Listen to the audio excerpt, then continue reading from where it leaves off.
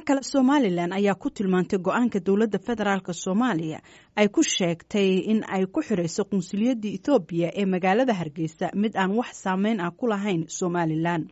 Wasiir ku-xigeenka arrimaha dibadda Marwo Roode Jaamac Cilmi oo wareysi siisay VOA ayaa xustay in markii la furayay safaaradda Ethiopia ee Hargeysa aanay wax talo ah ku lahayn Soomaaliya, sidaas darteedna go'aanka maanta uu yahay mid riya ah.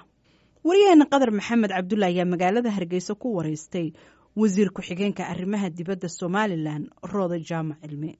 ugu horreyn wasiir sidaad u aragtaa Somaliland ahaan go'aanka ka soo baxay golaha wasiirada dowladda federaalka ee Soomaaliya lagu sheegay in qunsuliyadda Ethiopia ee Hargeysa la xidhayo. Qadar waan ku salaamayaa waanad ku mahadsan tahay xiriirkan la soo sameysay.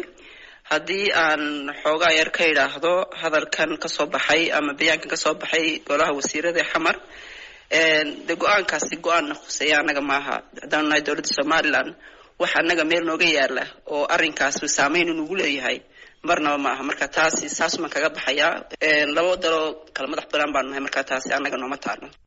marka ma hirgelaya go'aankani? waxaad waxa iga weydiisay inuu go'aankaasi hirgeliyo. Qadar adigu waxaa tahay wariye